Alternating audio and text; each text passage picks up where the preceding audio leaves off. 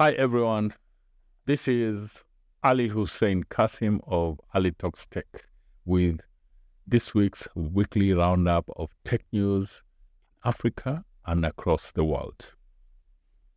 Today we're covering the future of healthcare, insights from CB Insights report on big tech's role, MTN's fintech division experiencing some interesting and remarkable growth.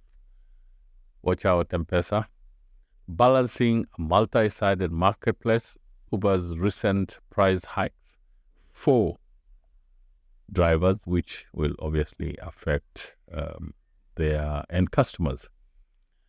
Then I'll be talking a little bit about a financial inclusion conference coming up.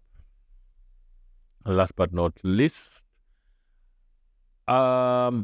crypto exchange licensed in Nigeria? ? Conflicting stories. I covered this in my newsletter yesterday, but later on, apparently some of the major crypto news outlets in the world sort of removed that story from their website. So we're still not sure whether Quidax has actually been licensed by Nigeria's Securities and Exchange Commission. So we come now to the future of healthcare and how big tech is starting to play an important and interesting role in healthcare. From the latest report from CB Insights, there's an illumination around this transformative impact of big tech companies in the healthcare sector. Is this a good thing? As we navigate these complexities of modern healthcare, technology is clearly playing a pivotal, or should play a pivotal role in shaping the future of patient care, accessibility, and innovation. I've got to tell you, every time I go to the hospital, whether for myself or for my family, I'm always irritated to no end that they ask for thumbprints, for biometric information, and then they proceed to give me a physical form to fill same information that they have captured in the biometric thumbprint or card or whatever you want to call it. So there is a duplication between technology and continued physical use of actual medical claim forms. So the key highlights on these CB Insights Future of Healthcare report. Number one, investment upside by big tech firms.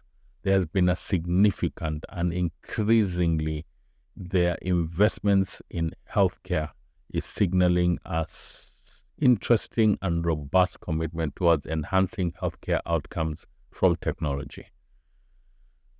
There are some interesting innovative solutions coming out, from telehealth platforms to AI-driven diagnostics. These companies are introducing solutions that improve patient experiences and streamlining healthcare delivery. Focus on data. The emphasis on data analytics and interoperability is super crucial, as it allows for better decision-making and personalized care. Ultimately, or hopefully at least, it will lead to improved health outcomes. However, caution here. With great data comes great responsibility.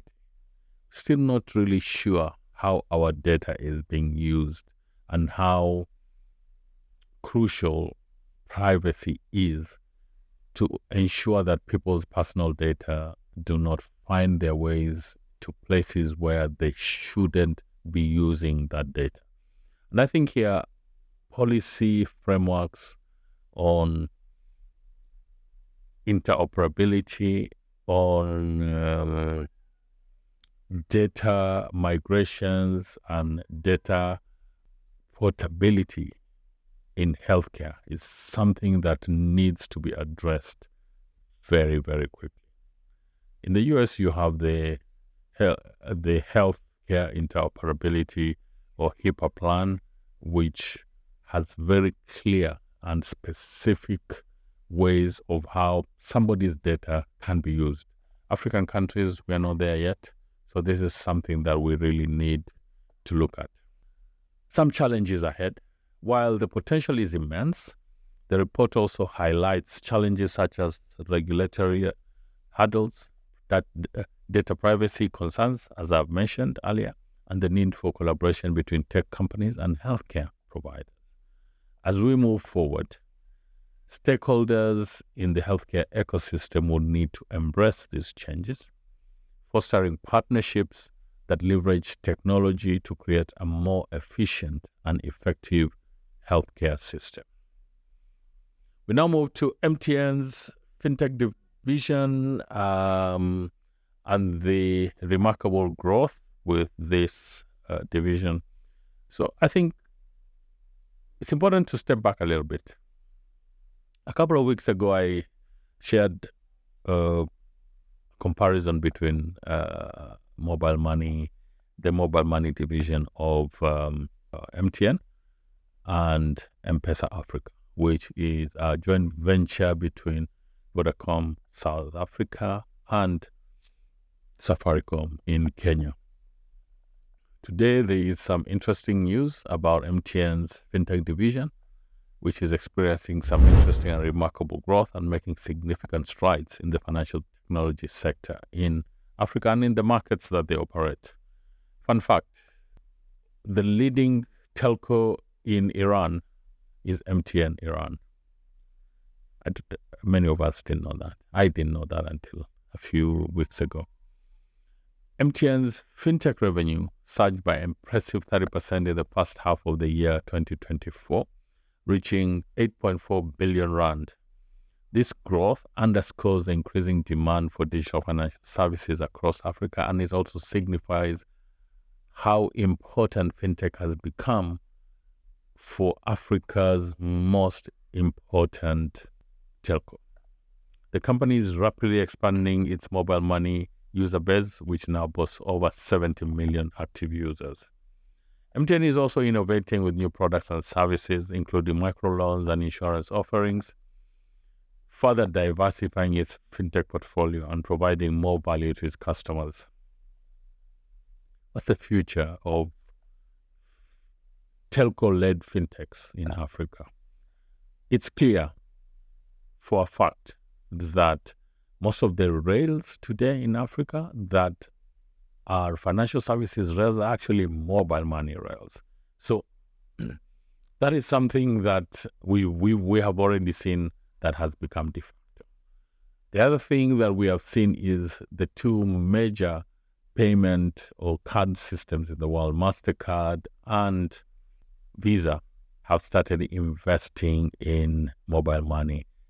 MasterCard with Visa, I think, with Airtel, and MasterCard with MTN.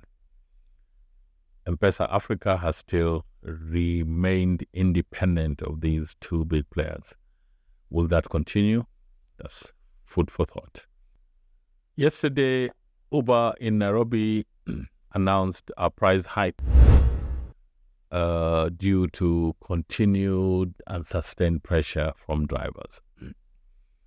So how do you balance a multi-sided marketplace? Because Uber is actually a multi-sided marketplace. One side, you have customers who want an Uber ride. On the other side, you have drivers who are providing the service.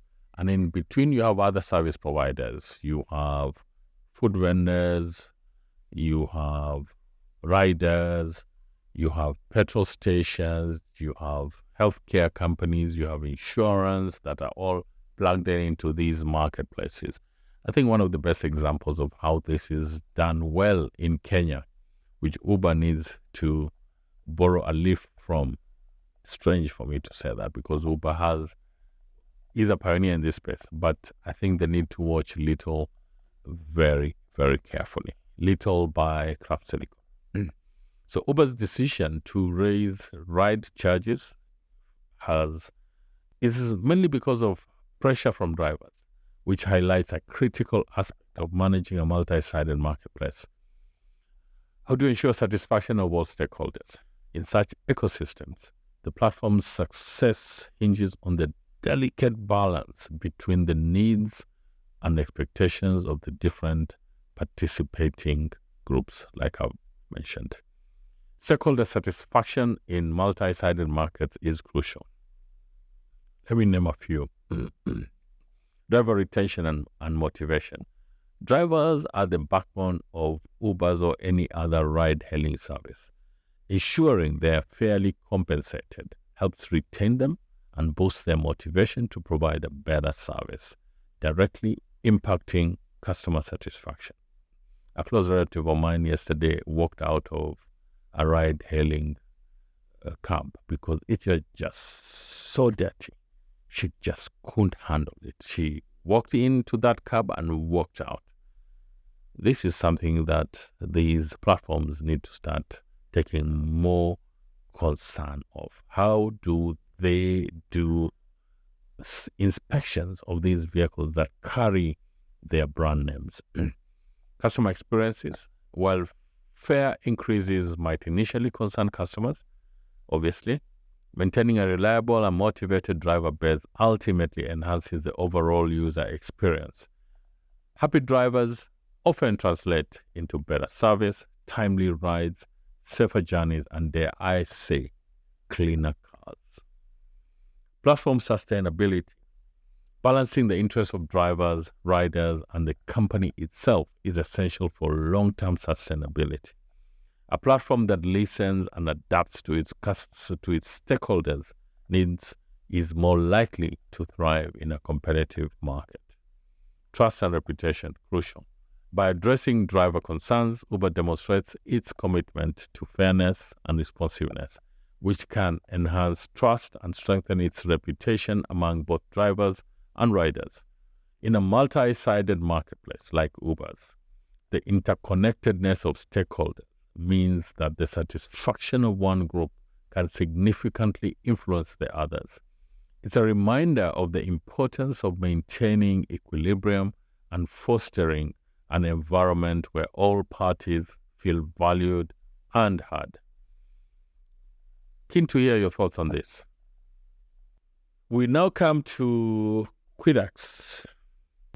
And Quidax is a crypto platform or exchange that has allegedly been licensed, provisionally been licensed by the Nigerian Securities and Exchange Commission. Nigeria remains the biggest crypto market in Africa south of the Sahara. Chain analysis estimates that African countries collectively received $117 billion worth of Bitcoin between July 2022 and June 2023. So in a landmark development for Nigeria's cryptocurrency ecosystem, Quidax has become the first crypto exchange in the country to receive a license from the Securities and Exchange Commission. This is significant. This achievement marks a pivotal moment for the startup and sets a precedent for regulatory compliance within the Nigerian crypto landscape and Pan-Africa-wide. This is a regulatory milestone. The SEC's approval of Quidax operations is a testament to the exchange's commitment to adhering to regulatory standards. This licensing allows it to operate legally and provides a framework to enhance user interest and security in the rapidly evolving digital assets market. As the first exchange to secure this license, Quidax is positioned to promote responsible trading practices and foster a safer environment for investors. What are the implications for the crypto market? This licensing is expected to have far-reaching implications for the Nigerian cryptocurrency market. Increased credibility, encouragement for other exchanges, enhanced user protection, and boosting innovation. So as Quidax continues to expand its offering, including a wide range of cryptocurrencies and trading pairs, its SEC license could pave the way for further advancement in the Nigerian fintech ecosystem. This achievement is not just a win for the exchange, but a significant step forward for the entire cryptocurrency industry in Nigeria. As the country embraces digital currencies, regulatory frameworks like the one established by the SEC will be crucial in shaping a sustainable and secure future for crypto trading in Africa. So as I said, caveat, a number of major news sources on crypto have actually withdrawn this story. So we'll be following this story closely. Last but not least, I will be talking a lot more on the Financial Inclusion Conference that is happening in September. More on this next week. Looking forward to our next update next week. That's it for now, guys. Thank you.